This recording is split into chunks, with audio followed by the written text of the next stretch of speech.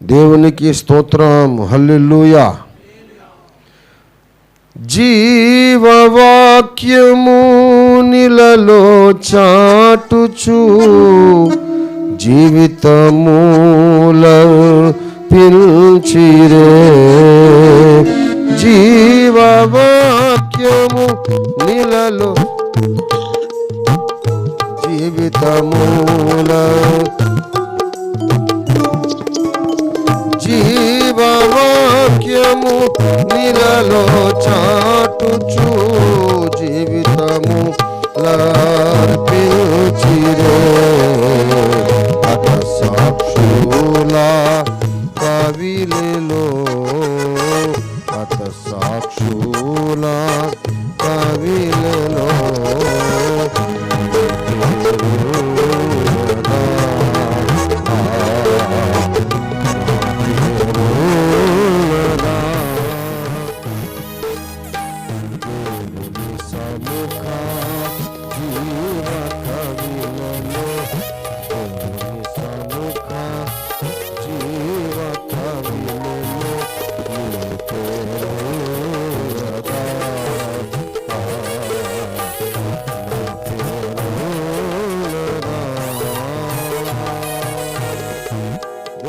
స్తోత్రం. హల్లెలూయా.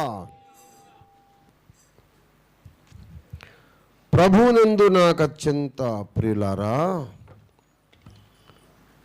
2వ తిమోతి పత్రిక నేటి ఉపదేశానికి, ధర్మోపదేశానికి, సందేశానికి పునాది వాక్యముగా 2వ తిమోతి పత్రిక 2వ అధ్యాయం 19వ వచనం చదివి క్లుప్తముగానే మాట్లాడి ముగిస్తా. నా ఆరోగ్య పరిస్థితిని బట్టి ఇవాళ పొద్దునైతే అనుకున్నా, అసలు ఆరాధన కూడా రావద్దు అనుకున్నా. సాయంత్రం ప్రభు బల్ల తీసుకోవచ్చులే చర్చ్ ఆఫీస్లో అని అనుకున్నా. అంటే అంత నీరసం, కానీ దేవుడు బలపరిచాడు, వచ్చాను. అందుచేత నేను చాలా కొద్దిసేపు మాట్లాడతా. 2వ తిమోతి పత్రిక 2వ అధ్యాయం 19వ వచనం. అయినను దేవుని యొక్క స్థిరమైన పునాది నిలకడగా ఉన్నది. అంతకుముందు 18 కూడా కలిపి చదువుతాను. పునరుత్థానము గతించనని చెప్పుచు సత్యము విషయము తప్పిపోయి కొందరి విశ్వాసమును చెరుపుచున్నారు. అయినను దేవుని యొక్క స్థిరమైన పునాది నిలకడగా ఉన్నది. ప్రభువు తన వారిని ఎరుగును అనునదియు ప్రభు నామమును ఒప్పుకొను ప్రతివాడును దుర్నీతి నుండి తొలగిపోవలెను అనునదియు దానికి ముద్రగా ఉన్నది. చిన్న మాట ప్రార్థన చేసుకుందాం. ప్రేమ కలిగిన మా మహాపరిశుద్ధ తండ్రి, జీవాధిపతి అయిన మా మిక్కిలి గొప్ప దేవా యేసయ్యా, నీకు స్తోత్రములు చెల్లిస్తున్నాం.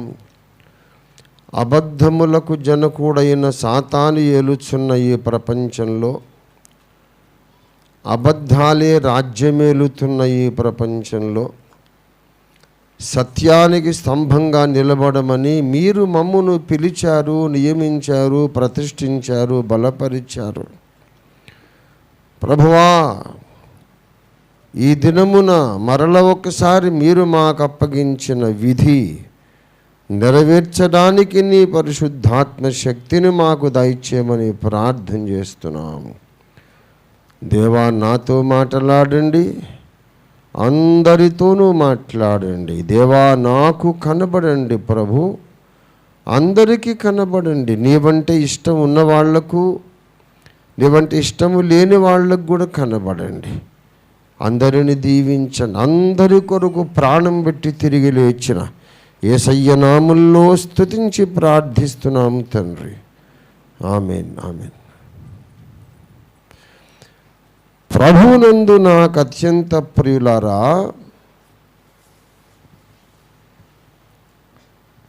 రక్షణ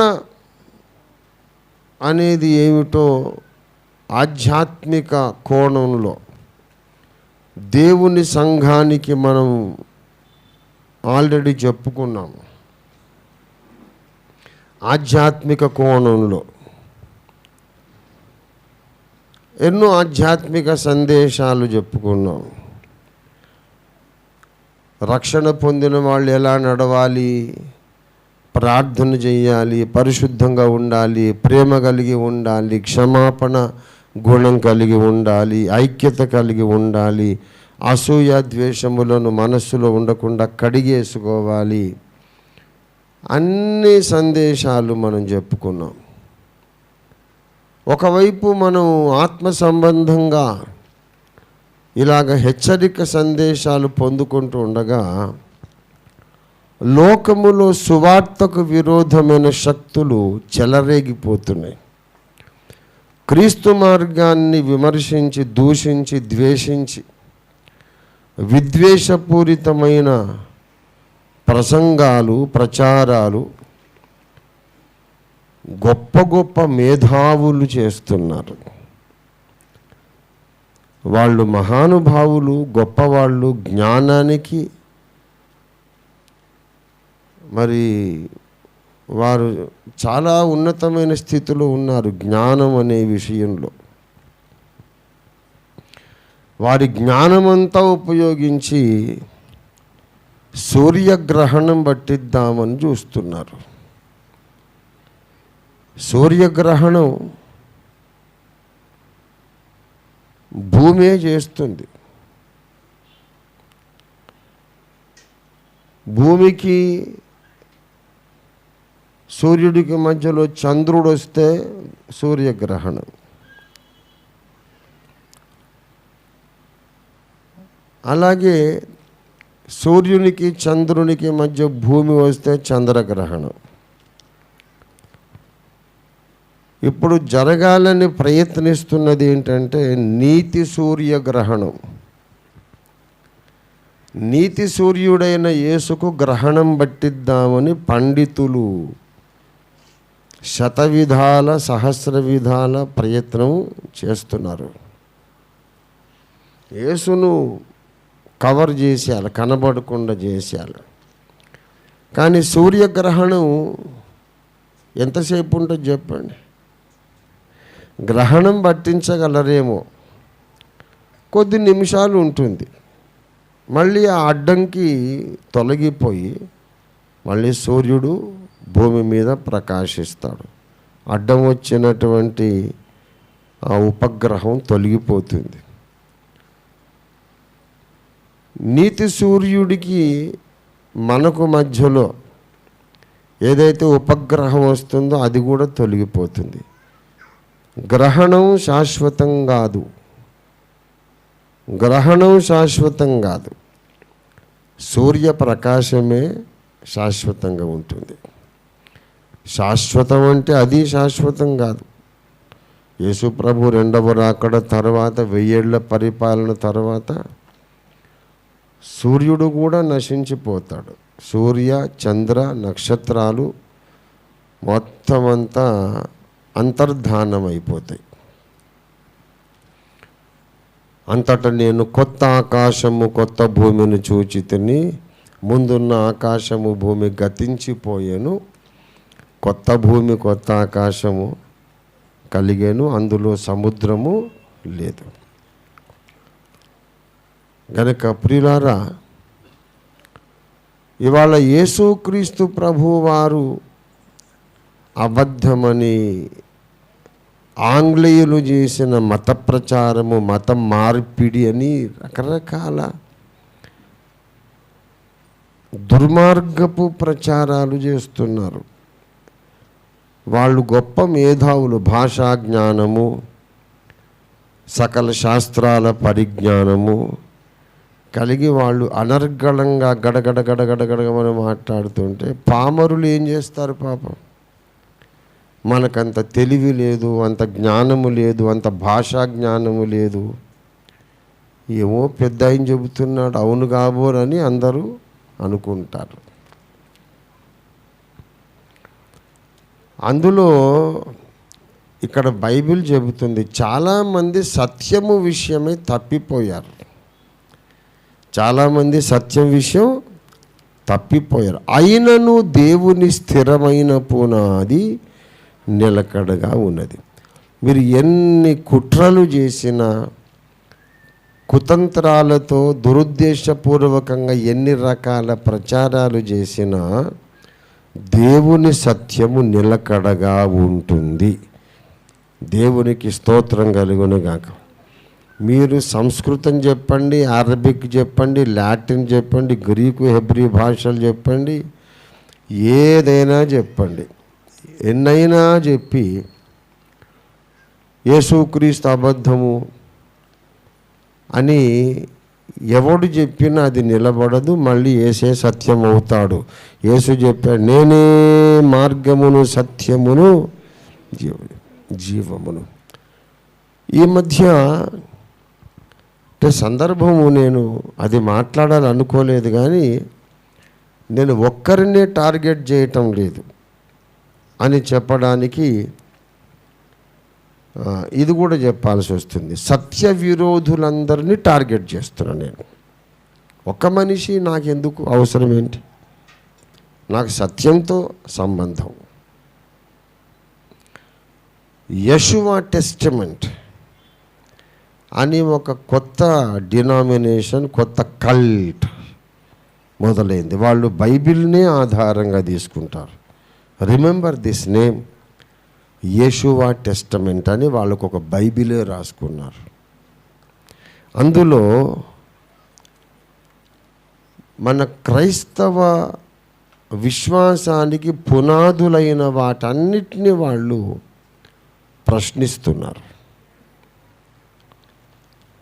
యేసు కన్యకు పుట్టాడు అంటే నిజంగా యెషయా ఆ మాట చెప్పాడా?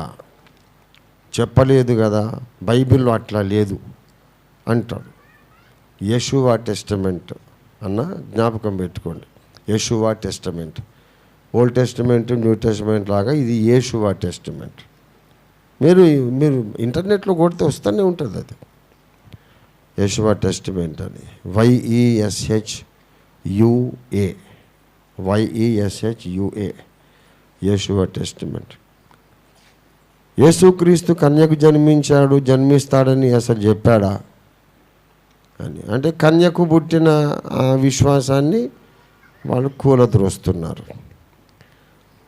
యేసుక్రీస్తు మనుషులందరి కొరకు, అంతకు ముందు తర్వాత ఉన్న అందరి కొరకు, యేసు పుట్టక ముందు, యేసు అవతరించిన తర్వాత అందరి కొరకు, అందరి పాపాల కొరకు నేనే పరిహారంగా బలి అవుతాను అని యేసు చెప్పాడా?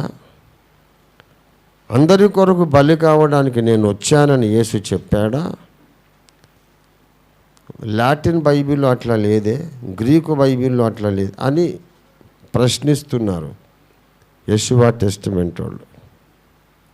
ఎంత భ్రష్టత్వం! నేను మెసేజ్ పెట్టా, దిస్ ఈజ్ పర్ఫెక్ట్ అపాస్టసీ అని. ఇది ఒక పర్ఫెక్ట్ విశ్వాస భ్రష్టత్వం అని చెప్పా. ప్రియులారా, అంటే వీడు ఇందులో నుంచే బయలుదేరాడు. బైబిల్ నమ్మి నమ్మి నమ్మి బైబిల్ సత్యమని వాదించి బైబిల్ని గ్రీకులో చదవాలి, బైబిల్ని హీబ్రూలో చదవాలి, బైబిల్ని లాటిన్లో చదవాలి అని ఏదో మనకు తెలియని భాషల్లోకి తీసుకెళ్ళి ప్రజలను ఎలాగ దారి తప్పిస్తున్నారు. ఎలా దారి తప్పిస్తున్నారంటే, యేసు ప్రభు వారు ఏకైక లోకరక్షకుడు కాదు అని. ఎంత దారుణమో చూడండి. బైబిల్ ఇంకా లోతుగా చదివి ఆఖరణ వాడు తీసుకొచ్చిన కంక్లూజన్ ఏంటంటే, యేసు ఏకైక లోకరక్షకుడు కాదు అని. ఎంత బద్మాషి కదా! ఇక నాకు కోపం రావద్దంటే రాదా? మరి కోపం రానుడు ఆడు ఫాల్తుగాడండి. వాడు బతికినా సచ్చినా ఒకటే. Stupid fellows. కోపం రావద్దు. ఏంద్రా కోపం రావద్దు? ఇక్కడ మనుషులను నాశనం చేసే కుట్ర జరుగుతుంటే కోపం రాకపోవడం ఏంటి? అలాగే అన్ని వర్గాల నుండి లోకమంతా ఒక్కటైంది యేసుకు విరోధంగా. అన్యజనులు ఏల అల్లరి చేయుచున్నారు. 2వ కీర్తన. అన్యజనులు ఏల అల్లరి చేయుచున్నారు, జనములు ఏల వ్యర్థమైన దానిని తలంచుచున్నవి. 2వ కీర్తన 1వ వచనం. అన్యజనులు ఏల అల్లరి చేయుచున్నవి, జనములు ఎందుకు వ్యర్థమైన దాన్ని తలంచుచున్నవి. మనము వారి కట్లు తెంపుదము రండి, వారి పాశములను మన యుద్ధ నుండి పారవేయుదము రండి అని చెప్పుకొనుచు భూరాజులు యెహోవాకును ఆయన అభిషిక్తునికి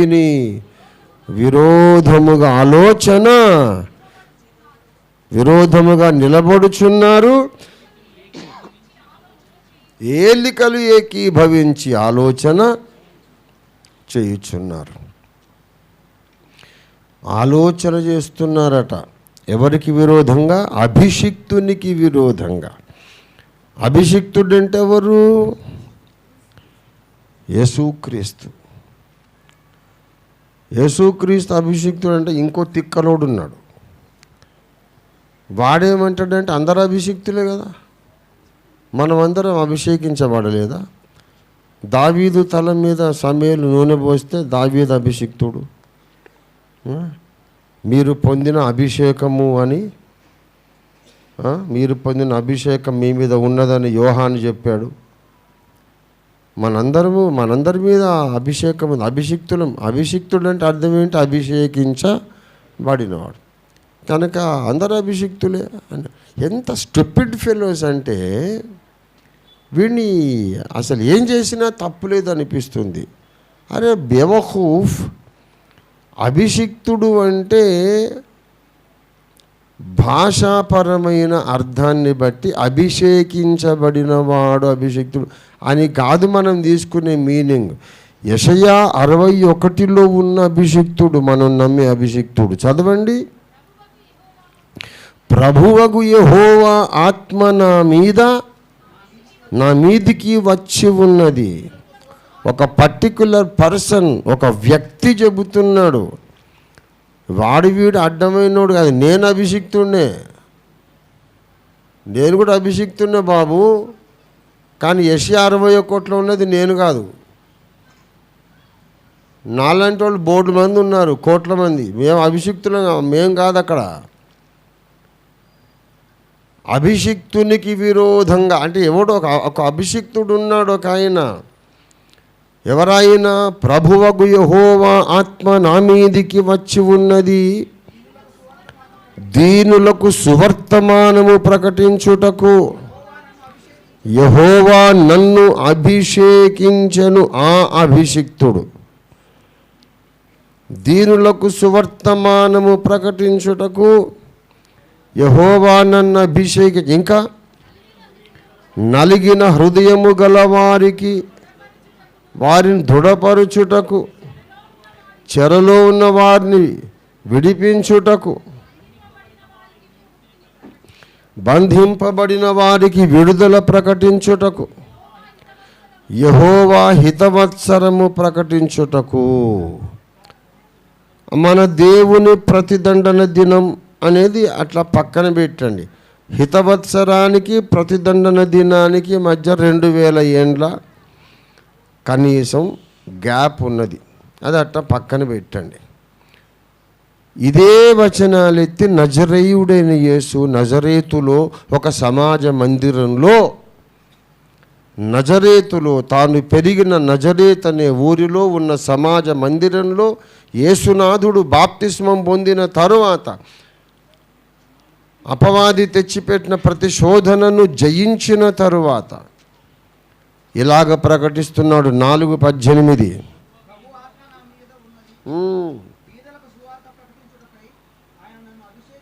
బీదలకు సువార్త ప్రకటించుటకై ఆయన నన్ను అభిషేకించెను. ఇది ఎక్కడ అధ్యాయం చదువుతున్నాడు ఆయన? ఏమండి 17వ వచనం చదవండి. ప్రవక్త అయిన యెషయా గ్రంథం అని స్పెసిఫై చేశాడు. అక్కడిక్కడ ఏదో రాసుకొచ్చింది కాదు. ప్రవక్త అయిన యెషయా గ్రంథం యేసు పుట్టక ముందు 750 ఏళ్ళకు ముందు రాయబడిన ఆ గ్రంథము ఇప్పుడు యేసు చేతికి ఇవ్వబడింది. తాను పుట్టకముందు, తాను అవతరించకముందు 750 ఏళ్ల ముందు రాసిన గ్రంథాన్ని యేసు చదివి ఏమన్నాడు? 20వ వచనం, ఆయన గ్రంథమును చుట్టి పరిచారకునికిచ్చి కూర్చుండెను. సమాజ మందిరములో ఉన్నవారందరూ యేసు వైపు తేరి చూడగా, నేడు మీ వినికిడిలో ఈ లేఖనము నెరవేరినదని వారితో చెప్పసాగెను. యెషయా 61లో ఉన్న లేఖనం యేసు నజరేతులో ఈ వచనం చదివినప్పుడు నెరవేరింది.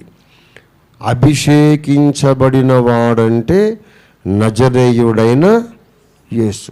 పరిశుద్ధాత్మ నీ మీదకి వస్తే నీవు అభిషిక్తురాలివే, నీ మీదకి వస్తే నీవు అభిషిక్తుడివే, అనుమానం లేదు. కానీ మనం అభిషేకించబడ్డ లెవెల్ వేరు, ఆయన అభిషేకించబడ్డ లెవెల్ వేరు. ఆ మాత్రం తెలియని బుర్రకాయలు గుజ్జు లేని విధవలందరూ ప్రసంగాలకు తయారయ్యారు. అందరూ అభిషిక్తులు అంట. ఏంట్రా అందరూ అభిషిక్తులు అయితే నువ్వు అందరు లోకరక్షకులా? నీ బ్రతికి నీకే దిక్కు లేదు, పరిశుద్ధంగా ఒక వారం బ్రతకలేవు, గంటసేపు ప్రార్థన చేయలేవు, అందరూ అభిషిక్తులా? అందరు లోకరక్షకుడా? నేను అభిషేకించబడ్డా సార్, నేను రక్షకుడా? ఓఫీర్ గారి నామమున ప్రార్థిస్తున్నా అంటే దేవుడు వింటాడా? ఏంటది? మనం మనుషులం, మనం దేవుళ్ళం కాదు. ఆయన కృపచేత మనం అభిషేకించబడ్డాం. కానీ మన అభిషేకము మన మీదికి రావడానికి కారకుడైన మొట్టమొదటి అభిషిక్తుడు నజరేయుడైన యేసు. దేవునికి స్తోత్రం కలుగునుగాక. ఆయన ప్లేస్ ఆయనదే, నా ప్లేస్ నాదే. ఎవడైనా ఎప్పటికైనా యేసుకు సమానం అవుతాడా? మరి ఏంటండి పిచ్చి మాటలు? అభిషిక్తునికి వ్యతిరేకంగా అంటే మరియమ్మ కుమారుడు, కన్యకుమారుడు, ఆది సంభూతుడు, దేవుని వాక్యమును నామము పెట్టబడిన ఆ అద్భుత ఆశ్చర్యకరుడు, బలవంతుడైన దేవుడు, నిత్యుడగు తండ్రి, ఆశ్చర్యకరుడు, ఆలోచనకర్త అయిన ఆ మహాదేవుడైన యేసుకు విరోధంగా ఈ లోకంలో రాజులందరూ ఒకటయ్యారట. ఏలికలు ఏకీభవించి ఆలోచన చేస్తున్నారట. నువ్వు ఏ మతమైనా చెప్పుకో, అన్ని మతాలు హేతువాదము, నాస్తికత్వం, అన్ని మతాలు అన్నీ కలిసి ఒక్కడికి విరోధం, యేసుకు విరోధం. అన్ని మతాలు సత్యమై ఉన్న యేసుకు విరోధం. ఆ సత్యానికి గ్రహణం పట్టించడానికి ఇక వాళ్ళు విశ్వ ప్రయత్నాలు చేస్తున్నారు. To make a long message a short one, నేను చెప్తున్నా, వాళ్ళు ఎన్నైనా చెప్పుకొని ఎంతసేపు చెప్పుకుంటారంటే వన్ వరల్డ్ గవర్నమెంట్ వచ్చేదాకా చెప్పుకుంటారు. అరే మీ శాస్త్రంలోనే ఒక సామెత ఉంది, హనుమంతుడి ముందు కుప్పిగంతులట. వాళ్ళ శాస్త్రం వాళ్ళు చెప్పుకున్న పురాణం ప్రకారం హనుమంతుడు సముద్రాలు దూకుతాడు. మరి అంత గొప్ప లాంగ్ జంపర్ ముందు ఒక కుప్పిగంతులు వేస్తే ఏమన్నా అర్థం ఉందా? హనుమంతుడి ముందు కుప్పిగంతులు అనే ఒక సామెత మన దేశంలో. మన పురాణాల ఆధారితంగా కొన్ని సామెతలు పుట్టుకొచ్చినాయి. అవి అన్ని వాస్తవమా, అవి చరిత్రనా? ఓఫీర్ గారు మీరు ఆ సామెతలు వాడతారేంటి, మీరు నమ్ముతున్నారా అంటే అవి చరిత్రను నేను నమ్మటంలా.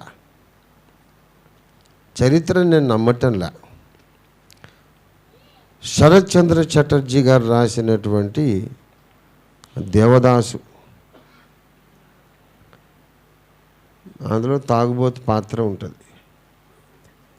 ఎవడైనా బాగా తాగితే వీడో దేవదాసు అండి అంటాం. అంటే దేవదాసు చరిత్ర నేను నమ్మినట్ట కాదు, అది కథా ఫిక్షన్. ఆ ఫిక్షన్ ప్రజల్లోకి బాగా వ్యాప్తి చెంది మనసులో ఫిక్స్ అయిపోయారు అందరూ కూడా. తాగుబోతు అంటే గ్రేటెస్ట్ తాగుబోతు దేవదాసు. ఎంత తాగుబోతు వాడంటే ఒక కార్టూన్ వేశాడు, బాలి గారు ఎవరు అనుకుంటా, కార్టూన్ వేశాడు. ఏంటంటే దేవదాసు ఫ్రెండ్ పోయి అడుగుతున్నాడు, ఆయన షాల్వా వేసుకొని ఫుట్పాత్ మీద కుక్కను పట్టుకొని పండుకుంటాడు. దేవదా, ఇంకా ఎంతసేపు ఈ తాగుడు, ఇలాగ ఫుట్పాత్ మీద గడుపుతావు, ఈ ఫుట్పాత్ల మీద కుక్కను పట్టుకొని షాల్వా వేసుకొని తాగి ఎంతకాలం దేవదా? ఆమె పోయి ఆమె మా నాన్న బాగానే ఉంది, ఇంతకు ఆమె పేరేమో ఉండే అంటాడు ఫ్రెండ్. ఏమో ఎవడి జ్ఞాపకం ఉంటుంది అన్నాడట దేవదాస్.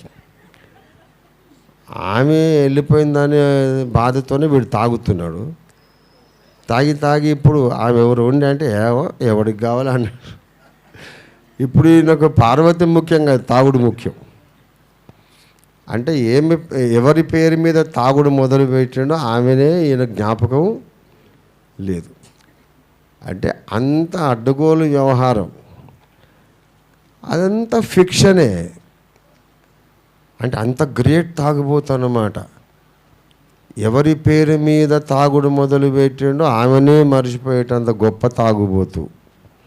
కనుక ఎవరైనా మన ఊర్లో బాగా తాగుతుంటే ఆడో దేవదాస్ అండి అంటాం. అది చరిత్ర కాదు. అట్లాగే పురాణాలలో కూడా కొన్ని మనం వాడుకుంటాం. బాగా దానము చేస్తే దానకర్ణుడు అంటాం. ఎవడైనా ప్రేమతో కౌగిలించుకొని చంపేస్తే వాడిని అది ధృతరాష్ట్ర కౌగిలి అంటాం. అలాగా మరి రెండు చేతులతో ఏకకాలంలో రెండు వేరువేరు పనులు చేయగలిగితే వాడిని సవ్యసాచి అంటాం. అట్లాగా ఎన్నెన్నో మరి కుల అహంకారానికి బలైపోయిన వాడిని ఏకలవ్యుడు అని అంటాం. ఇట్లా అవన్నీ చరిత్ర అని నమ్మినట్టు కాదు, అది ప్రజల్లోకి బాగా చొచ్చుకుపోయింది కనుక వాటిని ఆధారంగా కొన్ని సామెతలు వాడుకుంటాం. ప్రసంగము క్లుప్తంగా చెప్పాలి అంటే కట్టే కొట్టే తెచ్చే. సాక్ష్యం చెప్పినా కట్టే కొట్టే తెచ్చే. అదేంటది? రామాయణం కథ.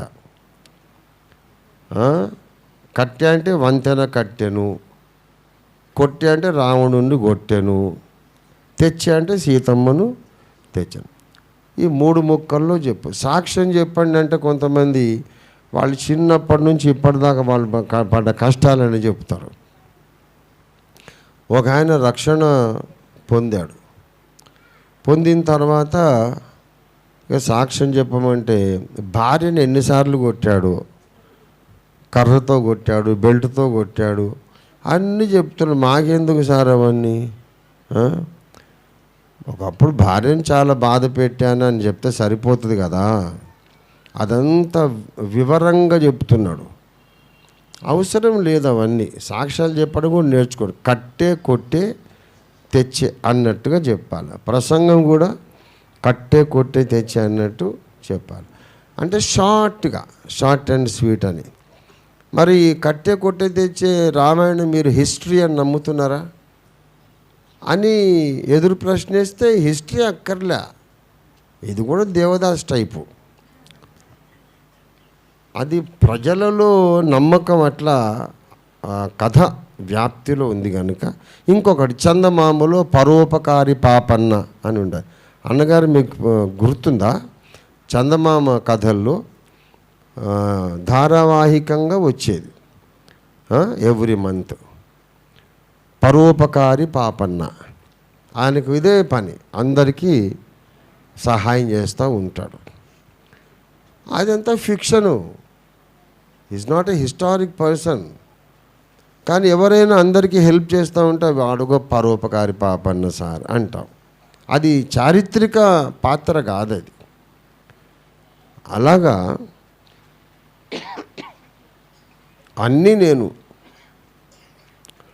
అన్ని శాస్త్రాలను నేను వాడుకుంటా.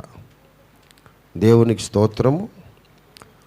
అట్లాగే ఇప్పుడు ఈ ప్రసంగం కూడా నేను క్లుప్తంగా చెప్పేస్తా, షార్ట్ మెసేజ్గా చెప్పేస్తా. ఏంటంటే వీళ్ళు ఎన్ని ప్రచారాలు చేసినా మనమేం పరేషాన్ అయ్యే అవసరం లేదు. ఎంతసేపు అయినా గ్రహణం పట్టినట్టు కాసేపట్ల అడ్డం వచ్చి మళ్ళీ ఉపగ్రహం తొలగిపోతుంది. మళ్ళా సూర్యుడు జ్వాజ్వలమానంగా ప్రకాశిస్తాడు, ఉజ్వలంగా ప్రకాశిస్తాడు. నీతి సూర్యుడైన యేసునాథునికి శాశ్వత గ్రహణం ఎవడు పట్టించలేడు. ఆయన సృష్టించిన సూర్యుడికే శాశ్వత గ్రహణం లేదు. యేసయ్య సృష్టించిన ఈ భౌతిక సూర్యుడికే శాశ్వత గ్రహణం లేదు. ఈ సూర్యుడిని చేసిన నీతి సూర్యుడికి శాశ్వత గ్రహణం ఉంటుందా? కాసేపు వాదోపవాదాలతో అట్లా ఆపినట్టు చేస్తారు. కానీ వారు వాదముల యందు వ్యర్థులైరి అని చెబుతుంది రోమా పత్రిక. దయచేసి 1వ అధ్యాయము 21వ వచనం. మరియు వారు దేవుని నెరిగియు ఆయనను దేవునిగా మహిమపరచలేదు, కృతజ్ఞతాస్తుతులు చెల్లింపనూ లేదు, కానీ తమ వాదముల యందు వ్యర్థులైరి. There are so many arguments against Jesus, so many arguments against the truth, against the Bible. కానీ ఈ వాదములన్నీ ఆఖరికి ఏమైపోతాయంట? ఏమండి? వాళ్ళు వ్యర్థులైపోతారు. 1 కొరింథీ పత్రిక 1వ అధ్యాయము 20వ వచనం. జ్ఞాని ఏమయ్యను, శాస్త్రి ఏమయ్యను, ఈ లోకపు తర్కవాది ఏమయ్యను, ఈ లోక జ్ఞానమును దేవుడు వెర్రితనముగా చేసి ఉన్నాడు గదా. దేవుని బిడలారా, జ్ఞాని ఎక్కడరా, ఎక్కడ జ్ఞాని ఎక్కడున్నాడని బైబిల్ అడుగుతోంది. ఈ లోకపు తర్కవాది ఏమాయను,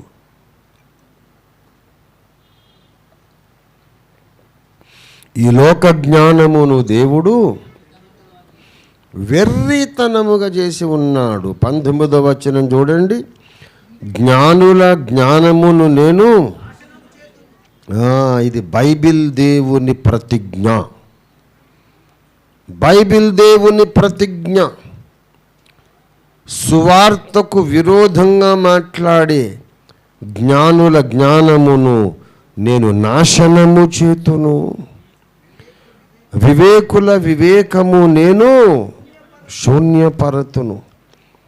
ఒకడు సైన్స్ అంటాడు, ఒకడు హేతువాదము, నాస్తికత్వము, ఇంకా అన్ని రకాల మతాలు. ఎవడు ఏ వాదన చేసినా ఫైనల్గా అవన్నీ వ్యర్థమైపోతాయి. అందరూ యేసుకే విరోధంగా మాట్లాడుతున్నారు. త్వరలోనే ఒక విచిత్రం జరగబోతుంది, ఒక విడ్డూరం జరగబోతుంది. సకల మతాల భక్తులు, నాస్తికులు సహా ఏకమై ఒక కొత్త మతాన్ని స్థాపించబోతున్నారు. నేను చెబుతున్నాను, ప్రవచనం గుర్తుపెట్టుకోండి. నాస్తికత్వం త్వరలోనే లేకుండా పోతుంది. నాస్తికులందరూ కూడా ఒక మతంలోకి వస్తారు. నాస్తికులు, అన్ని మతాల భక్తులు క్రైస్తవులలో ఉండి కూడా క్రీస్తును రుచి చూడని నామకార్థ క్రైస్తవులు అందరూ కలిసి ఒక కొత్త మతంలోకి వస్తారు. అది మహాబబులోను వేశ్యామతం. నిమ్రోదు అనే ఒక పాతకాలపు చక్రవర్తి పునరవతారాన్ని ఆరాధించే మతం, రీఇన్కార్నేషన్ ఆఫ్ నిమ్రోద్. ఆదికాండము 11లో బబులోను కోటను, బబులోను సామ్రాజ్యాన్ని, ఆ బాబెలు గోపురాన్ని కట్టిన నిమ్రోదును ఆరాధించే ఒక మతం భూమి మీద రాబోతోంది. అప్పుడు అన్ని మతాలు కలిసి ఒక మతం అవుతాయి. యేసు రక్తము ద్వారా కడుగబడి నీటి మూలముగా ఆత్మ మూలంగా తిరిగి జన్మించిన ధన్యులు మాత్రం ఒకవైపు వచ్చేస్తారు. వాళ్ళు తప్ప యేసు రక్తములో కడుగబడకుండా, నీటి మూలంగా ఆత్మ మూలంగా జన్మించకుండా ఉన్నవాళ్ళు ఏ మతస్థులైనా, క్రైస్తవ మతస్థులైనా అందరూ కలిసి ఒక కొత్త మతం అవుతారు. అదే మహాబబులోను వేశ్య. దేవుడే లేడు లేడు దేవుడు లేడని వాదించిన నాస్తికులు కూడా పోయి వాడిని ఆరాధిస్తారు. వీడే దేవుడు రాని. ఈ విచిత్రం జరగబోతుంది. ఈ వాదోపవాదాలు ఎక్కువ కాలం ఉండవు. అయినా సరే ఈవేళ మరి మన వైపు సమాధానం చెప్పాల్సిన అవసరం ఉంది కనుక ఇవాళ నేను ఒక ఇష్యూ టేకప్ చేశాను. ఇంటర్నెట్లో ఒక గురువు గారు స్వధర్మం అనే ఛానల్ నిర్వాహకులు ముదిగొండ చందు శర్మ గారు, ముదిగొండ చందు శర్మ గారు, శ్రీ కపర్ధీశ్వర పీఠం వారు చాలా మంచి విద్వత్తు, మంచి పాండిత్యం. ఆయనకు సంస్కృతం, ఆంధ్రం, ఇంగ్లీష్ అన్నీ తెలుసు. మంచి మేధావి, మంచి వక్త, మంచి జ్ఞాని. వారు ఒక విచిత్రమైనటువంటి వీడియో అప్లోడ్ చేశారు.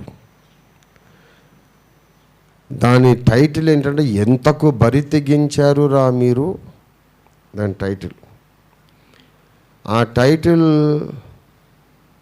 ఆ వీడియో లోపలికి వెళ్తే ఓపెనింగ్ స్టేట్మెంట్ కూడా అదే. నీకు జ్వరం వచ్చి విరోచనాలు ఇదంతా ఎప్పుడు చూసావురా బాబు నువ్వంటే, మరి నా పని అది. నేను ఎప్పుడు అన్నీ చూస్తూనే ఉంటాను, నాకు ఏదైనా రాని.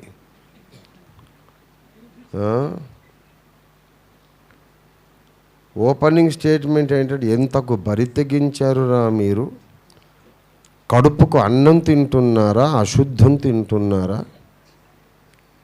ఎంతకు బరి తెగించారు అని వారు అన్న మాటలు.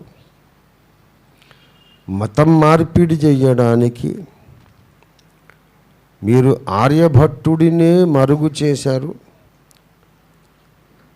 ఈ స్టేట్మెంట్ ఆయన అన్నారు, నేను సేవ్ చేసి పెట్టాను. మతం మార్పిడులు చేయడానికి భారతీయుల సంస్కృతి అంత గొప్పదేమీ కాదు, అది కూడా మామూలుదే అని మమ్మల్ని తక్కువ స్థాయికి దిగజార్చడానికి మీరు ఆర్యభట్టుడిని, ఆయన జన్మ తేదీని మీరు మరుగు చేసి భారతీయ చరిత్రనే మీరు మరుగు చేశారు. అన్నం తింటున్నారా, అశుద్ధం తింటున్నారా అని అడిగి చాలా ఆవేశంగా ప్రసంగించారు. నేను విన్నాను. మరి అట్లాంటి వాళ్ళు కొరకే కదా రంజిత్ తోఫీర్ పుట్టాడు 1959లో.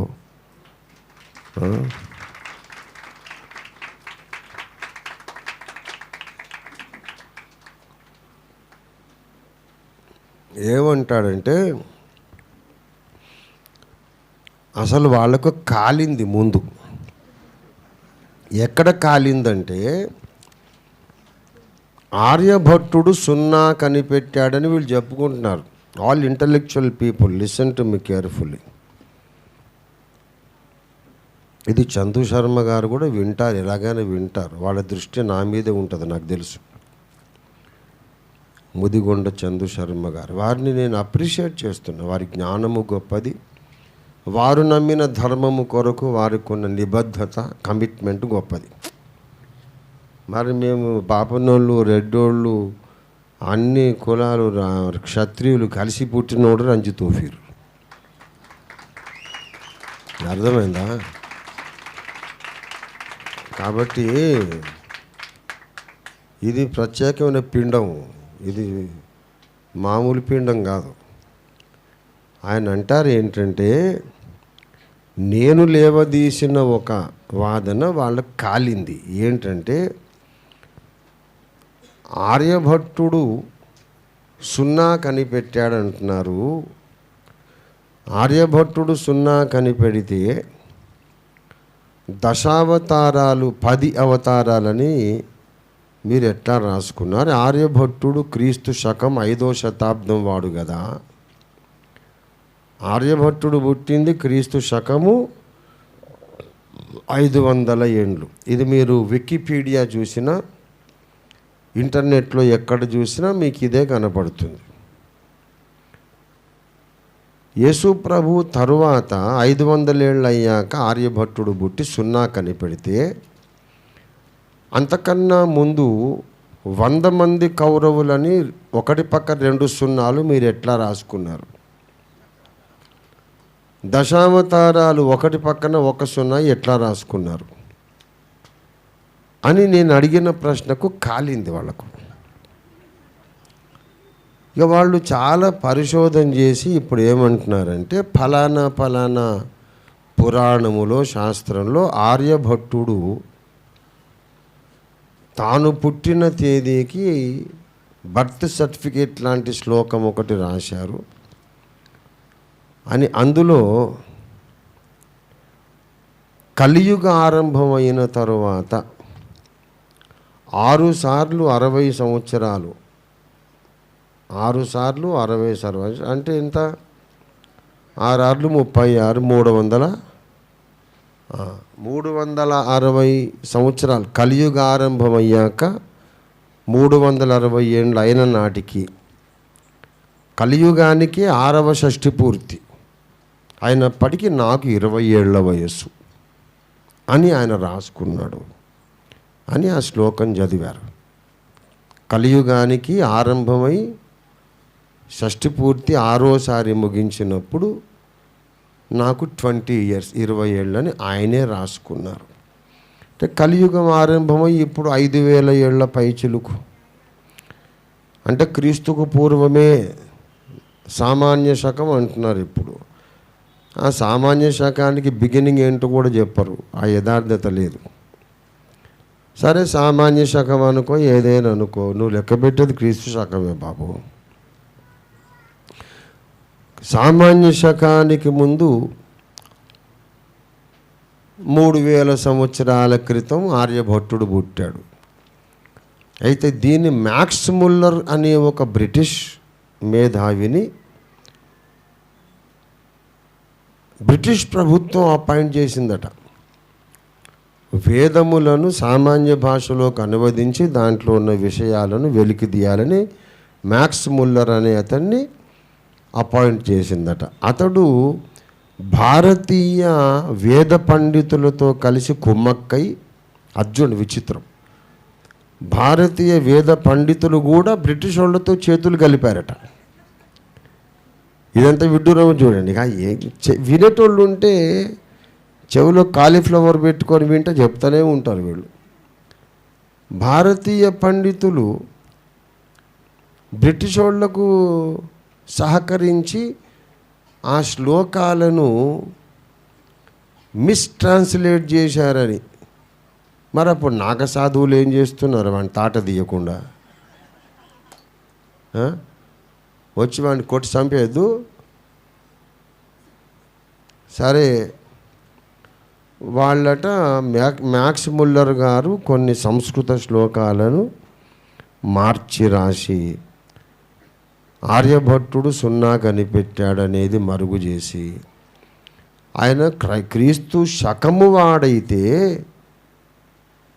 ఆయన ఎట్లా సున్నా కనిపెట్టాడు, క్రీస్తుకు ముందే సున్నా వాడుకలో ఉంది కదా అని ప్రచారం చెయ్యాలని గొప్ప కుట్ర చేశారు. ఎంతకు తెగించారురా అని ముదిగొండ చందు శర్మ గారి వాదన మీకు అర్థమైందా?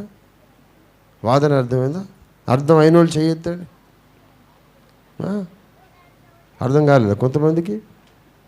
అర్థం కాని వాళ్ళు చేయొద్దండి. మళ్ళీ చెప్తా, అర్థమైంది. మరి అర్థమైతే చేయందుకు ఎత్తలేదో నాకు అర్థం కాలేదు. అంటే మా చేతులు ఎప్పుడు ఎత్తే ఉంటే లేదు సార్, ఎప్పుడు కొత్తగా ఎత్తేది కానీ ఏంటి? మంచిది. ఇప్పుడు విషయం ఏంటంటే, మ్యాక్స్ ముల్లర్ గారు స్థానిక బ్రాహ్మణ పండితులతో కలిసి కుట్ర చేసి ఆర్యభట్టుని తారీఖు, ఆయన జన్మ తేదీ క్రీస్తు శకం 500 అని నిరూపించినందుచేత ఎవ్వడు యేసును అంగీకరించలేదు. ఆర్యభట్టుని జన్మ తేదీని బట్టి ఎవరు రక్షణ పొందలేదు బాబు. ఎవడైనా రక్షణ ఎందుకు పొందాడంటే, నా కోసం సిలువలో ప్రాణం పెట్టిన పరమాత్ముడు యేసయ్య, ఆయన ప్రేమను చూసి ఈయన నాకు కావాలి అనుకొని ఎవడైనా రక్షణ పొందాడు. రక్షణ పొందిన చాలామందికి ఆర్యభట్టుడి పేరే తెలియదు. రక్షణ పొందిన చాలామందికి ఆర్యభట్టుడు సున్నా కనిపెట్టాడా ఎవడు కనిపెట్టాడని తెలియదు. Nobody saved because of changing the birth date of Aryabhatta. సమజ్గా బాత్. ఈయన ఏం చెప్తున్నాడు? మతం మార్పిడి చేయడానికి బ్రిటిష్ పండితులు, ఈ మ్యాక్స్ ముల్లర్ గారు బ్రాహ్మణ పండితులతో కలిసి కుట్ర చేసి ఈ తారీఖు యాక్చువల్గా BC 3000 ఏండ్లు, BC 3000 ఏండ్ల కిందట పుట్టిన ఆయనను క్రీస్తు శకము 500 ఏండ్లని మార్చారు. మతాలు మార్చడానికి ఇంత కుట్ర చేశారు అని అంటే పిచ్చోడా. మ్యాక్స్ ముల్లర్ డేట్ చెప్పి మేము ఎవరిని ప్రభువులోకి నడిపించలే. ఆర్యభట్టుని తేదీ చెప్పి మేము ఎవరిని ప్రభువులోకి నడిపించలే. ఒకడు రక్షణ పొందడానికి మ్యాక్స్ ముల్లర్ అవసరం లేదు, ఆర్యభట్టుడు అవసరం లేదు. ఒక రక్షణ పొందటానికి సున్నా ఎవడు కనిపెట్టాడని ఇష్యూ అవసరం లేదు. అర్థమైందా?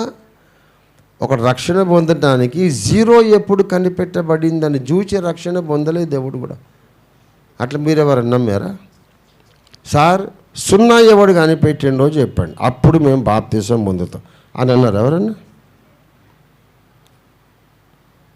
నా పాపముల కొరకు, నా పాపములను పరిహరించడానికి నా మీదికి రావలసిన శిక్ష తన మీద మోసుకున్నటువంటి దయామయుడు, యజ్ఞస్వరూపుడు, యజ్ఞ ప్రజాపతి అన్న వేదోక్తి ప్రకారం యజ్ఞమైన వాడే ప్రజాపతి అన్న వేదోక్తి ప్రకారం అవతారములు ఎన్ని ఉన్నవని ఎంతమంది పండితులు చెప్పినా నా కొరకు యజ్ఞమై లేచిన వాడు ఒక్కడే ఉన్నాడు అని యేసు చెంతకు మనం ఆకర్షించబడ్డాం. శిలువ యజ్ఞాన్ని బట్టి, యేసయ్య ప్రేమను బట్టి, యేసయ్య త్యాగాన్ని బట్టి, యేసు కార్చిన రక్తాన్ని బట్టి, యేసులో నెరవేరినటువంటి పూర్వకాలపు ప్రవచనాలను బట్టి మనం రక్షణ పొందాం. కానీ nobody bothers about the birth date of Aryabhatta. Nobody bothers about who invented zero. ఈ జీరోను గూర్చి వాళ్ళు రాంగ్ డేటింగ్ ఇచ్చారని నువ్వు చెప్పిన ఆర్గ్యుమెంట్ అంతా జీరో. అర్థమైందా? ఇదర్ హమ్ హై. సత్యము కొరకు పిన్ పాయింట్ చేసి మాట్లాడతాం. నువ్వు 1,00,000 వాదోపవాదాలు చేయగాక. రంజిత్ తోఫీర్ దగ్గర ఏ కన్ఫ్యూజన్ కూడా బతకదు. అర్థమైందా? అవును, దానికి వాదం ఇంకోటి నేను చెప్తా. ఇప్పుడు నువ్వు ఇంత తిప్పి కొడితే కూడా కలియుగ ఆరంభంలో పుట్టాడని కదా నువ్వు చెప్పింది. నువ్వు ఇంత వాదన చేసి ఫలానా శ్లోకము అలా ఆయన చెప్పినటువంటి సాక్ష్యము ఫలానా కలియుగ ఆరంభమయ్యాక 360 ఏళ్ళు అయినాక అప్పుడు నాకు 20 ఏళ్ళ వయసు అని ఆయన చెప్పుకున్నాను అని కదా నువ్వు చెప్పింది. ఇంత చెప్పి అంత ఈ వాదనంతా తిప్పి కొడితే ఆయన పుట్టింది కలియుగంలోనే కదా కదా. వారు తమ వాదములు యందు వ్యర్థులయ్యిరి. మరి కలియుగ ఆరంభంలో ఆర్యభట్టుడు 0 కనిపెడితే ద్వాపర యుగంలో వేదవ్యాసుడు 100 మంది కౌరవులని ఎట్లా రాశాడు? ఎంత ఆవేశము, ఎంత ఉద్రేకము, ఎంత పాండిత్యము, ఎంత అనర్గళమైన వాగ్ధాటి. ద్రోహం చేశారట, మన చరిత్రకే ద్రోహమట. 5,000 ఏళ్ల కిందట పుట్టినవాడిని మొన్న పుట్టినట్టు చిత్రీకరించి హిందూ ధర్మానికి, భారతీయ ధర్మానికి ద్రోహం చేశారట. ఏమి ద్రోహం బాబు? నువ్వు చెప్పిన వాదన ప్రకారం కూడా 0 ఆర్యభట్టుడు కనిపెట్టలేదు కదా. రావణుడికి 10 తలలని రామాయణంలో రాశారు. వాల్మీకి రాముడు బ్రతుకున్న కాలంలోనే ఉన్నాడు. త్రేతాయుగంలో, ద్వాపర యుగానికి ముందు రావణుడి తలకాయలు 1, 2, 3, 4, 10 అని ఎట్లా లెక్కబెట్ట, 1 పక్కన 0 ఎట్లా రాశాడు ఆయన. త్రేతాయుగము దాటి ద్వాపర యుగము దాటి కలియుగ ఆరంభంలో కానీ ఆర్యభట్టుడు 0 కనిపెట్టలేదుగా. మరి దశావతారాలని ఎట్లా కనిపెట్టారు? మళ్ళా మొదలుకొచ్చింది వ్యవహారం. కనుక నేను చెప్పేది ఏంటంటే ఇవన్నీ మాకు అవసరం లేదు. ఆర్యభట్టుడు 0 కనిపెడితే మాకు గర్వకారణమే, మేం భారతీయులమే. 0 ఎవడు కనిపెట్టినా మానవ జాతికి గొప్ప మేలు చేశాడు. అది ఆర్యభట్టుడు కానీ ఇంకో ద్రావిడ భట్టుడు కానీ ఎవడు కనిపెట్టినా మనకు మేలే చేశారు. అయితే 0తో రక్షణ రాదు బాబు. సర్వపాప పరిహరో రక్త ప్రోక్షణం అవశ్యం. 0తో రక్షణ రాదు, పరమాత్ముని రక్తంతో రక్షణ వస్తుంది. దేవునికి స్తోత్రం కలుగును గాక. 0 ఎవడు కనిపెడితే మనకెందుకు? మన దేశంలో చాలా గొప్ప చరిత్ర ఉంది, చాలా గొప్ప శాస్త్రాలు ఉన్నాయంటే కాదని ఎవరన్నారు? జర్మనీ, అమెరికా, జపాన్, ఫ్రాన్స్ ఇలాంటి అగ్రరాజ్యాలు ఎవడికి లేని చరిత్ర నా దేశానికి ఉంది. భారతీయ క్రైస్తవుడైనందుకు నేను గర్విస్తున్నాను అనేది నేను మనస వాచ కర్మణ నేను ప్రకటించే మాట. చిత్తశుద్ధితో త్రికరణ శుద్ధిగా నేను ప్రకటించే మాట. I'm proud to be an Indian first to be an Indian, then I'm an Indian Christian. గొప్ప గొప్ప శాస్త్రాలు ఉన్నాయి. సూర్యశాస్త్రము, ఇంకేదేదో శాస్త్రాలు, అన్ని శాస్త్రాలు ఉంటే కూడా నీకైతే రక్త ప్రోక్షణం కావాలి, నీకైతే యజ్ఞమైన ప్రజాపతి కావాలి.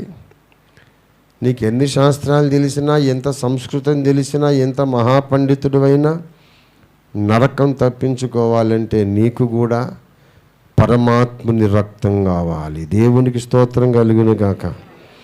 అందుకే యేసయ్య అన్నాడు, వాదములెన్నో వస్తాయి, వాదోపవాదాలు వస్తాయి, అవన్నీ వ్యర్థమైపోతాయి, చివరికి మిగిలే సత్యము నేనన్నాడు. దేవునికి స్తోత్రం కలుగును గాక.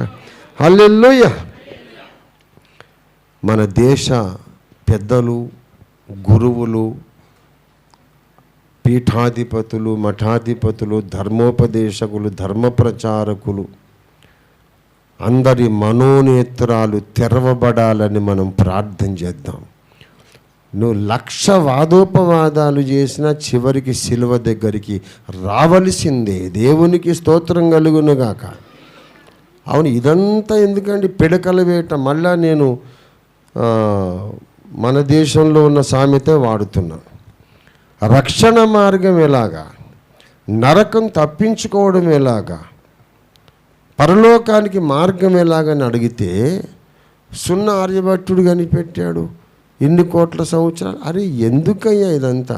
దీన్ని ఏమంటారంటే రామాయణంలో పిడకల వేట. ఒక భాగవతారు ఒక ఆయన పురాణ కాలక్షేపం చెబుతూ రామాయణం చెబుతూ ఏదో పాపం మాట వరుసగా అన్నాడు. రామాయణ కథ చాలా గొప్పది, సుందరమైనటువంటి కావ్యం. అది నాకు చాలా ఇష్టమైనటువంటి కావ్యం. ఎవరేమైనా అనుకోని క్రైస్తవులు కూడా నన్ను విమర్శిస్తారు. నువ్వేం క్రైస్తవుడు అయ్యా, రామాయణం అంటే ఇష్టం, భారతం అంటే ఇష్టం అని మాట్లాడతావు అంటే వాటిని ద్వేషించడమే క్రైస్తవ్యం అని నేనైతే నేర్చుకోలేదు. అన్నిటినీ కలుపుకొని క్రీస్తును ప్రకటించడమే పౌలు మార్గం అని నేను నేర్చుకున్నా. రామాయణం చాలా గొప్ప కావ్యం. విమర్శించాలంటే దేంట్లోనైనా విమర్శనాత్మకమైన, విమర్శన చేయదగిన, విమర్శనార్హమైన సంగతులు ఎన్నో ఉంటాయి. అన్ని గ్రంథాల్లో ఉంటాయి. ఖురాన్లో ఉంటాయి, బైబిల్లో ఉంటాయి, పురాణాల్లో ఉంటాయి. ప్రశ్నించదగిన విషయాలు అన్నిటిలో ఉంటాయి. బైబిల్లో లేవా అంటే ఉన్నాయి. నేను పెద్ద మనస్సుతో, విశాల హృదయంతో, పరిపక్వ వాదన పద్ధతిలో నేను చాలా ఏళ్ల కిందటే చెప్పాను. బైబిల్లో వైరుధ్యాలు ఉన్నాయి, అన్నిట్లో ఉన్నాయి. వైరుధ్యము లేని మత గ్రంథము లేనే లేదు.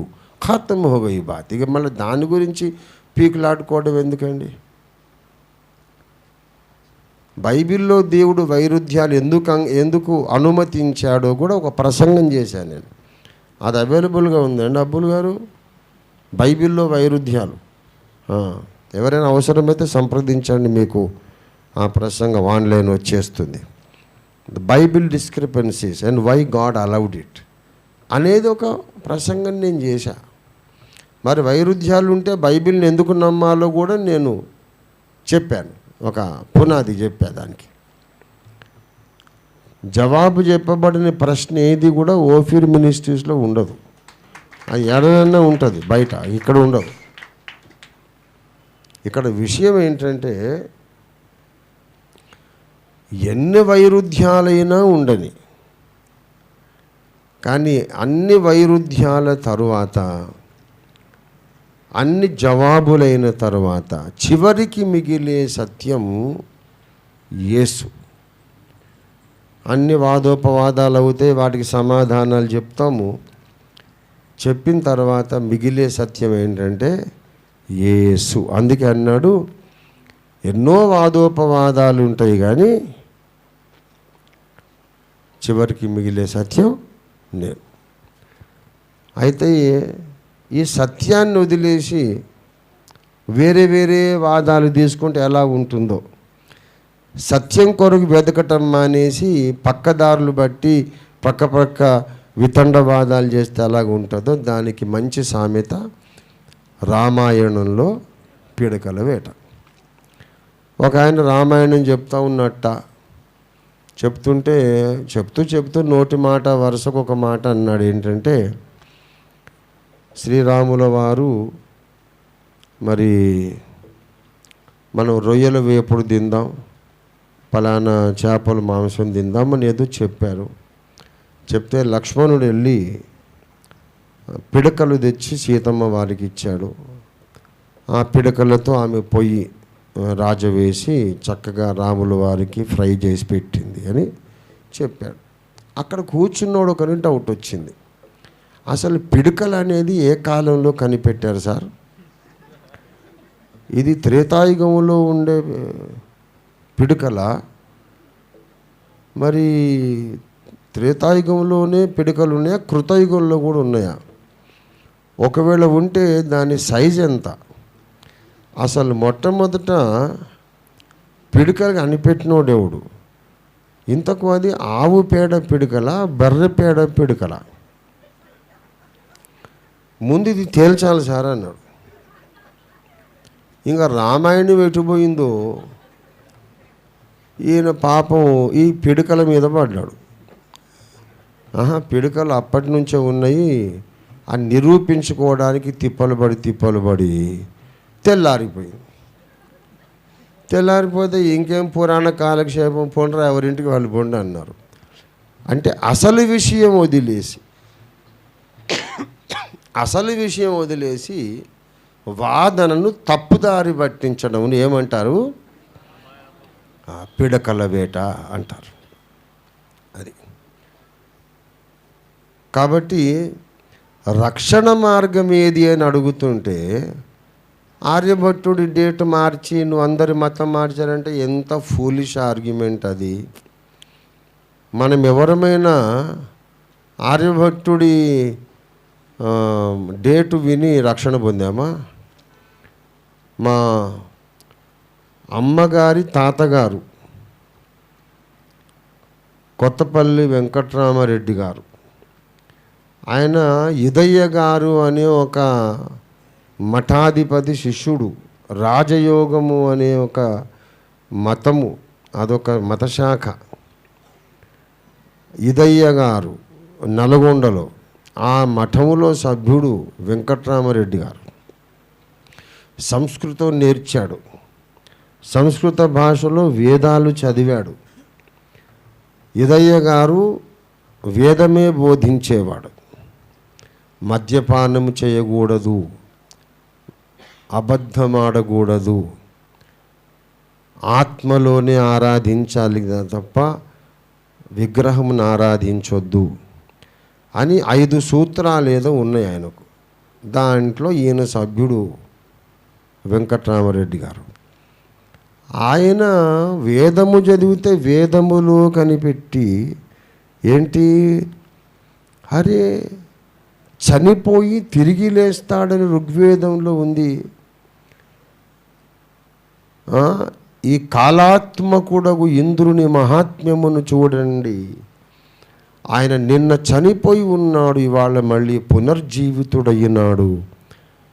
ఈ సంగతి భూలోకానికి నడిబొడ్డు లాంటి దేశంలో జరిగిందని ఋగ్వేదంలో రాయబడిందని చదివి ఆలోచనలో పడ్డాడు.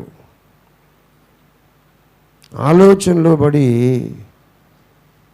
ధ్యానిస్తూ వెళ్తుండగా రోడ్డు మీద వెళుతుంటే రోడ్డు ప్రక్కన ఒక మిషనరీ సువార్త కూటం పెట్టాడు. మన పాపములను పరిహరించడానికి పరమాత్ముడే నరావతారమెత్తి చనిపోయి 3వ దినము తిరిగి లేచినాడు అని మిషనరీ గారు చెబుతున్నారు. ఆగిపోయి విన్నాడు అక్కడ. ఏంటేంటి పరమాత్ముడు మనిషి అయి పుట్టి చచ్చిపోయి లేచాడా? ఎక్కడా అంటే భూలోకానికి నడిబొడ్డు లాంటి దేశం. మరి ఋగ్వేదంలో అదే ఉంది, ఈయనే ఆయన ఎందుకు కాకూడదు అని డౌట్ వచ్చింది ఆయనకు. ఋగ్వేదం చెప్పిందే ఈయన ఎందుకు కాకూడదని పోయి డైరెక్ట్గా ఇదయ్య గారిని అడిగాడు. గురువుగారు, మన దగ్గర ఇన్ని దేవతలు ఉన్నారు కదా, ఇంతమంది, మరణించి లేచిన వాడు ఒక్కడైనా ఉన్నాడా అని అడిగాడు. లేరు బాబు, మన దగ్గర ఎవరు లేరు, అందరూ మరణించి అటే వెళ్ళిపోయారు తప్ప తిరిగి లేచిన వాళ్ళు ఎవరు లేరు. అయితే ఒక ఆయన లేచాడు అని విన్నాను, ఒక ఆయన చనిపోయి లేస్తాడు అని వేదములో చూశాను, చనిపోయి లేస్తాడని వేదంలో చూశాను. అలా ఒక ఆయన లేచాడు అని ఆయన దొరగారు చెప్తున్నాడు, తెల్లదొర. ఒకవేళ ఆయనను గూర్చే వేదము ముందు చెప్పిందని నేను ఎందుకు అనుకోకూడదు అని అడిగితే ఏమన్నాడంటే, నువ్వు ధన్యుడివి వెంకయ్య, ప్రేమగా వెంకయ్య అని పిలిచాడు. ధన్యుడివి వెంకయ్య, నీకు సత్యం దొరికింది, వెళ్ళు, నీవు ఆ దేవుణ్ణి వెంబడించమని చెప్పాడు. ఆయన వదలలేదు. నువ్వు ధన్యుడివి, నువ్వు బొమ్మని అంటావేమయ్యా, నువ్వు కూడా రా, ఇద్దరం కలిసి నమ్ముకుందామంటే నాకు ఇక్కడ 500 మంది శిష్యులు ఉన్నారు మఠంలో. ఇప్పుడు నేను కనుక ఇదంతా అబద్ధం అని అందులోకి వస్తే నన్ను రాళ్ళతో కొట్టి చంపుతారు, రాళ్ళు కొట్టి చంపుతారు. నేను ఇప్పుడు రాలేను వెంకయ్య, నువ్వు వెళ్ళు, నువ్వు నమ్ముకో, నువ్వు ఆలస్యం చేయకు, నేను వీళ్ళందరినీ ఒప్పించుకొని వస్తానన్నాడు. వెంకయ్య గారు అన్నారు, నువ్వు ఈ బ్రతుకు కాలంలో ఆ పని చేయలేవు అన్నాడు. ఒక సత్యమును, ఒక న్యాయమును పాటించడానికి అందరిని ఒప్పించడం అనేది జరగని పని. సత్యమని నీకు తోస్తే నువ్వు నమ్మడమే, ఆ దారి నడవడమే, కానీ అందరిని ఒప్పించడం ఎన్నడూ జరగదు.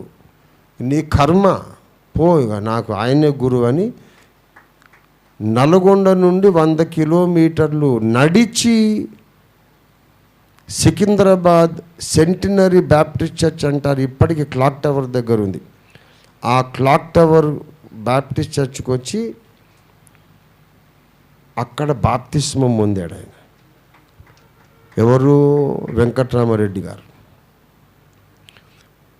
నల్గొండ జిల్లా చరిత్ర, క్రైస్తవ సంఘ చరిత్ర, మెననైట్ సంఘ ప్రచురణ ఉంది, అక్కడ రాశారనమాట. అందులో బుక్, ఎప్పటికైనా మీకు ఆ బుక్ తెచ్చిస్తాం, మీరు చదవండి.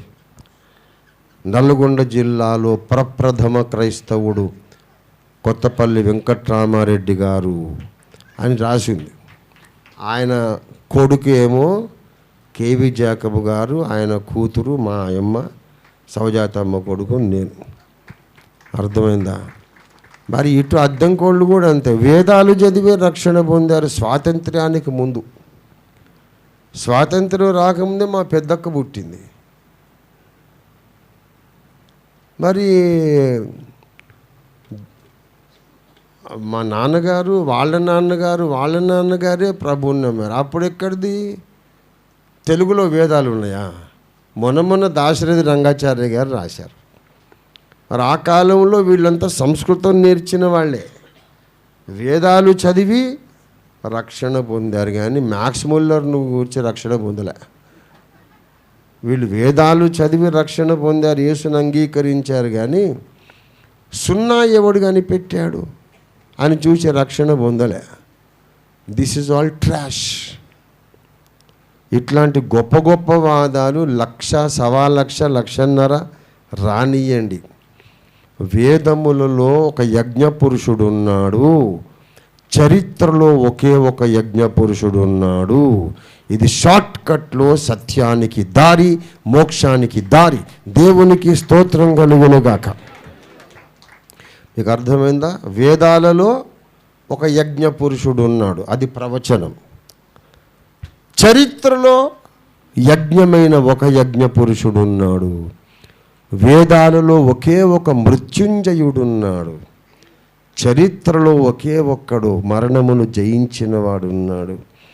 ఆయన నజరేయుడైన యేసు. దేవునికి స్తోత్రం కలుగునుగాక.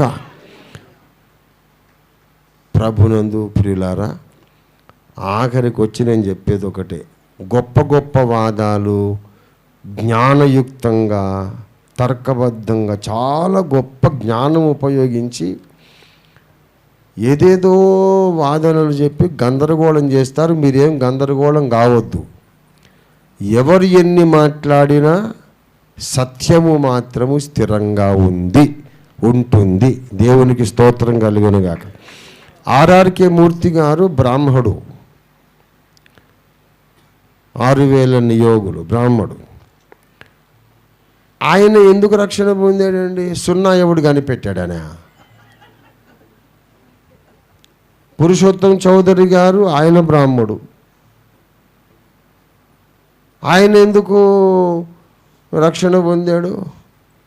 అరే ఫస్ట్ సున్నా ఎవడు కనిపెట్టాడు చెప్పురా, ఆ దేవుణ్ణే నమ్ముతారన్నాడు.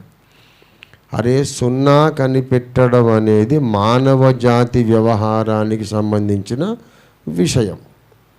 క్యాలిక్యులేషన్కు, మ్యాథమెటికల్ క్యాలిక్యులేషన్స్కు సున్నా అవసరం. అంతేగాని నరకం తప్పించుకోవడానికి సున్నా అవసరం లేదు. నరకం తప్పించుకోవడానికి గణిత శాస్త్రం అవసరం లేదు. నరకం తప్పించుకోవడానికి ఏ శాస్త్రము అక్కర్లేదు. పరమాత్ముడు చేసిన శిలువ యజ్ఞం మీద నమ్మకం ఉంటే చాలు. దేవుడికి స్తోత్రం కలుగునుగాక. హల్లెలూయా. మీకు బాగా తెలిసిన ఒక విషయం చెప్పి ముగిస్తా. ప్రసంగం అయిపోయింది, ముగించేస్తాను. 2 గంటలకు ముగించాలనుకుని ఇంకా 5 నిమిషాలు ఉంది కాబట్టి ఒక విషయం చెప్పి ముగిస్తా. మీకు తెలిసిన విషయమే అనుకుంటా. చాలామంది వినుంటారు, కొంతమంది వినకపోయి ఉండొచ్చు, కొంతమంది విన్నా కూడా బోధకుల మీద దయతో మర్చిపోయి ఉండొచ్చు. ఎందుకంటే మనం అన్ని గుర్తుపెట్టుకుంటే పాస్టర్లకు ఎప్పుడు కొత్త ప్రసంగాలు యాడ్ నుంచి వస్తాయండి. మనం వాళ్ళ మీద దయ తెలిసి మర్చిపోతూ ఉందాము. అప్పుడు చెప్పిందే చెప్పినా నడుస్తుందని కొంతమంది. మరి మీకు గుర్తుందో లేకుంటే మా మీద దయతో మర్చిపోయారో తెలీదు. ఒక చక్కని దృష్టాంతం ఏంటంటే, ఒక నది దాటాలి. నది దాటేటప్పుడు ఒకడు బ్రాహ్మణ పండితుడు అవతల ఊరిలో పౌరోహిత్యం ఏదో చెయ్యాలి, ఏదో కర్మకాండ ఏదో చెయ్యాలి. నది దాటించరా బాబు అని ఆ పడవ నడిపేవాడిని అడిగాడు. అడిగితే సరేనండి ఎక్కండి, మరి ఎంత ఇవ్వాలి అంటే ఎంతో కొంత ఇవ్వండి గురువు గారు, మీరు దైవ సమానులు, భూసురోత్తములు, మీరు ఎంత ఇస్తే నేను ఎంత ఇచ్చినా మహాప్రసాదంగా తీసుకుంటానన్నాడు. సరే ఎక్కించుకున్న తర్వాత ఆ పండితోత్తముడికి ఈ పడవ నడిపించే వాడి మీద చిన్న చూపు. ఏమిరా, ఏమి చదువు చట్టుబండలు లేక నువ్వు పడవ నడుపుకుంటున్నావా? నీకు గణిత శాస్త్రం తెలుసా అని అంటే, అది లేదు గురువు గారు, నాకు అదేం తెలీదు అన్నాడు. అలాగా, వ్యాకరణ శాస్త్రం తెలుసా అంటే, అది కూడా తెలీదు అన్నాడు. మరి ఏం తెలుసురా నీకు? విద్య లేనివాడు వింత పశువు. అటు గణితం తెలియకపోయే, వ్యాకరణము తెలియకపోయే, పోనీ మీమాంసా శాస్త్రం తెలుసా అంటే, ఏమో సార్ అది చేప మాంసం తప్ప ఇంకేం తెలీదు అన్నాడు. ఇక ఏ శాస్త్రం అడిగినా తెలియదు అంటాడు వీడు. పోనీ కనీసం జ్యోతిష్ శాస్త్రం తెలుసా అంటే, అది కూడా తెలియదు గురువు గారు. అవునా, ఎందుకురా నీ బ్రతుకు? విద్య లేనివాడు వింత పశువు, ఏ శాస్త్రము తెలియకుండా పశువులాగా జీవిస్తున్నావురా నువ్వని వాడిని చులకన చేసి మాట్లాడుతున్నాడు. ఈ లోపల వాడికి కొంచెం తడి తగిలినట్టు అయింది కింద. అది ఎప్పుడైందో తెలియదు, ఎలాగైందో తెలియదు. పడవకు రంధ్రం పడింది. పడవకు రంధ్రం పడితే నీళ్ళు వస్తున్నాయి లోపలికి. ఇప్పుడు సరిగ్గా సెంటర్లో, నది సెంటర్లో ఉంది పడవ. ఇక ఇక్కడి నుంచి వాడు ఏం చేయలేడు. ధోని నీళ్లతో నిండిపోతే మునిగిపోతుంది. మరి నేనైతే దూకి ఈదుకొని వెళ్తా, మరి పండితుని సంగతి ఏంటి అని అడిగాడు. గురువుగారు, మీకు ఈత శాస్త్రం తెలుసా అని అడిగాడు. నాకు ఈత రాదురా అన్నాడు. అయితే మునిగి సావండి, మరి నేనేం చేస్తానని చెప్పి వాడు దూకి ఒడ్డుకు ఈదుకొని వెళ్ళాడు. పండితుల వారు సకల శాస్త్ర పారంగతుడు నీళ్లలో మునిగి సచ్చాడు. అలాగా అన్ని శాస్త్రములు తెలిసినా నిన్ను రక్షించలేవు. నిన్ను రక్షించగలిగే ఈత శాస్త్రం క్రీస్తు సువార్త. దేవునికి స్తోత్రం కలుగునుగాక. ఎన్ని శాస్త్రాలు తెలిసినా నీకు రక్షణ రాదు. యేసు సువార్తను నమ్మడమే ఈత శాస్త్రం. దేవునికి స్తోత్రం కలుగునుగా. హల్లెలూయా. వరవేదములోని పరమ ప్రజాపతి, వరవేదములోని పరమ ప్రజాపతి, వరవేదములోని పరమ ప్రజాపతి, ధరవేరెవరు ధన్యుడు యేసుడే, ధరవేరెవరు ధన్యుడు యేసుడే, ఈశుడుగా యేసుడే, ఈశుడుగా యేసుడు ఈశుడుగా ప్రభు యేసుని చరిత్రము వినరవోయి, ప్రభు యేసుని చరిత్రము. ఇది జేకబు తాత గారి పాట. జేకబు తాత ఎందుకు రాశాడు ఈ పాట? వరవేదములోని పరమ ప్రజాపతి, ధరవేరెవ్వరు, సున్నా కనిపెట్టినోడెవ్వడు అని కాదు. నీ సున్నా ఎవడు కావాలరా బాబు? సున్నా ఎవడు కనిపెట్టాడు. అది ఎప్పుడు సాహిత్యం అనేది ఆరంభమైనప్పటి నుండి సున్నా ఉన్నది, ఆర్యభట్టుతో కాదు.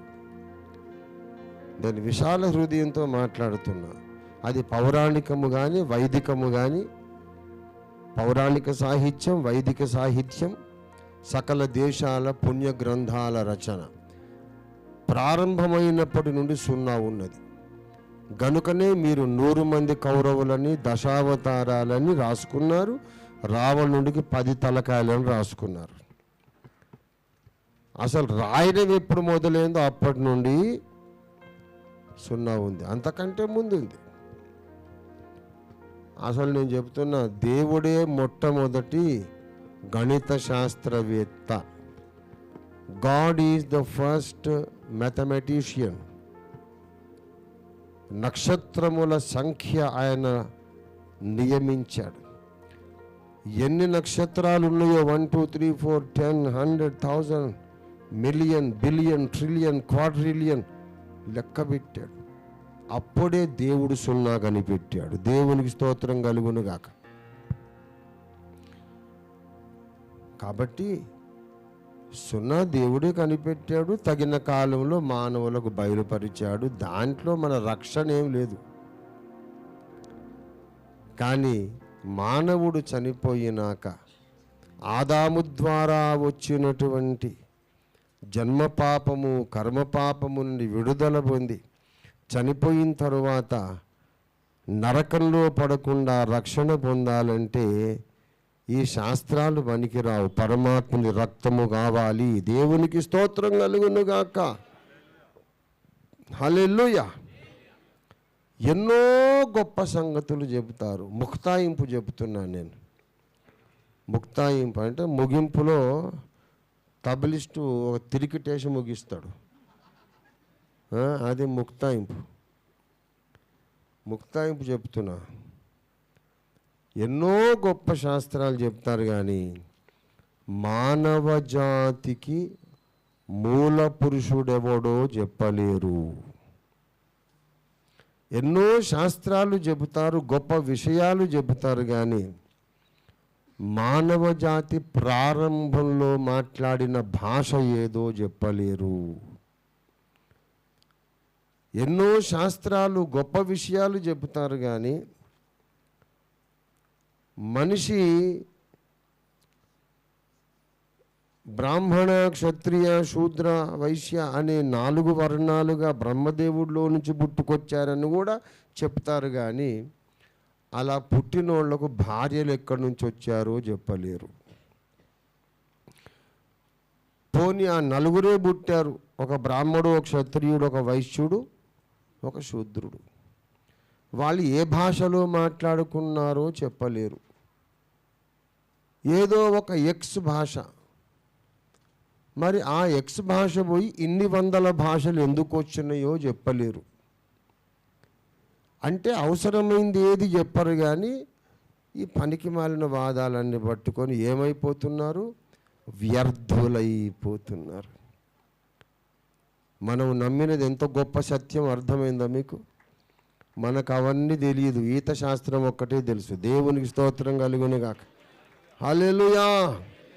కనుక ప్రభువులో స్థిరంగా ఉండండి, ఏం పరేషాన్ కావద్దు. ఎవరైనా ఎన్నైనా మాట్లాడని, మనము నమ్మిన యేసు నిజమైన అల్టిమేట్ ట్రూత్, సర్వోన్నత సత్యం యేసు. క్రైస్తవునిగా జీవిద్దాం, క్రైస్తవుడిగా ఉన్నందుకు గర్విద్దాం, క్రైస్తవునిగానే మరణిద్దాం, నిత్యరాజ్యాన్ని స్వాతంత్రించుకుందాం. Let come what may in our way, we live and die as Christians. యేసయ్యను తమ దేవుడిగా కలిగిన జనులు ధన్యులు. ఇహలోకంలో ధన్యులు, పైలోకంలో కూడా ధన్యులు. వాళ్ళ కళ్ళు ఇంకా తెరవబడలేదు. మనం ప్రార్థన చేద్దాం. మనకైతే కళ్ళు తెరవబడ్డాయి. యేసయ్య రాకడ బహు సమీపం. గల్ఫ్లో యుద్ధాలు స్టార్ట్ అయిపోయినాయి. త్వరలోనే వన్ వరల్డ్ గవర్నమెంట్ వస్తుంది. అప్పుడు నీ శాస్త్రాలు బీస్త్రాలు ఎవడు అసలు పట్టించుకోడు. ప్రపంచ ఏక ప్రభుత్వం వస్తుంది. ఆ ఏక ప్రభుత్వంలో ప్రపంచానికి ఒకే ఒక మతము స్థాపించబడుతుంది. One world religion. ప్రపంచమంతా ఒకే మతం. ఆ మతంలో కొత్త దేవుడు ఉంటాడు, వాడు సైతాను కొడుకు.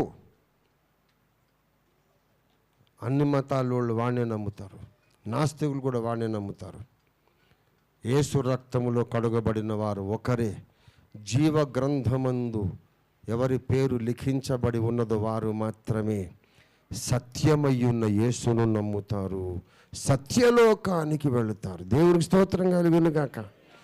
కనుక ప్రభువా నీకు వందనాలు అని స్తుతిస్తూ మనం ఆరాధిస్తూ ఈ ప్రసంగాన్ని ముగించుకుందాం. అందరు కళ్ళు మూసుకొని ప్రభును స్తుతిద్దాం. హల్లెలూయా రీఖారాదల బార హుందర రబారి ఖరందల రబరాసి హల్లెలూయా రీఖారందల రదర బాహు షరీఖరందల రదర బరాసి హల్లెలూయా హల్లెలూయా హల్లెలూయా హల్లెలూయా హల్లెలూయా హల్లెలూయా హల్లెలూయా. ఎవరెన్ని వాదోపవాదాలు చేసినా యేసునందే మనకు రక్షణ, యేసునందే మనకు రక్షణ, యేసునందే రక్షణ మనకు. హల్లెలూయా. శ్రీ యేసునందే నిత్యజీవం. హల్లెలూయా. శ్రీ యేసునందే రక్షణ మనకు.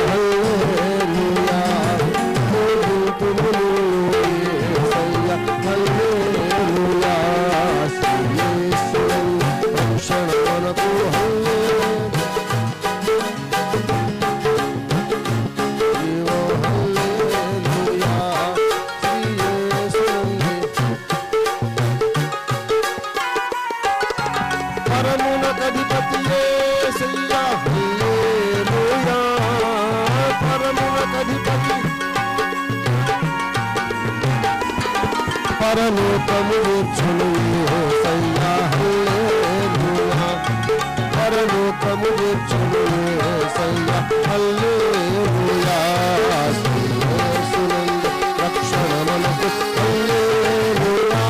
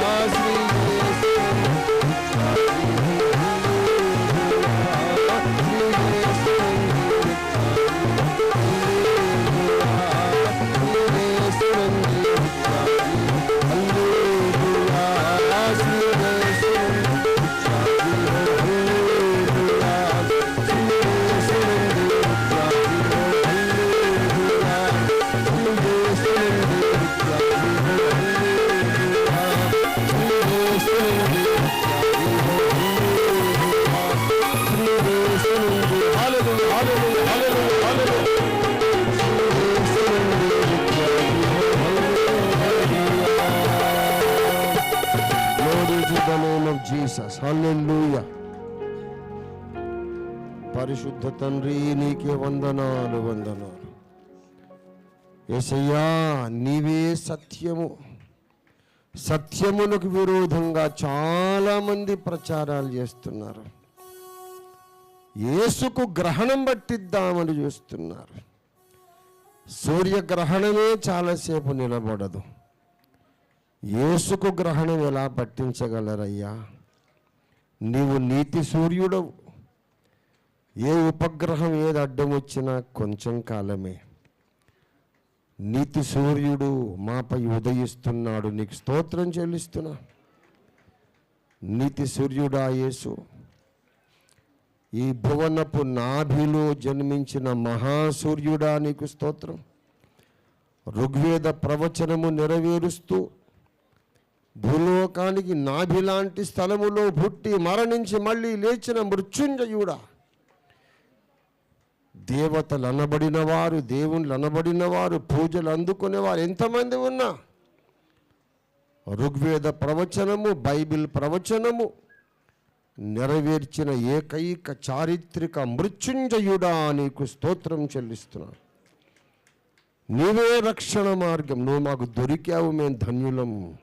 నువ్వు మాకు దొరికావు, మేము నీకు కృతజ్ఞులం. నీవు చాలు ప్రభువా మాకు.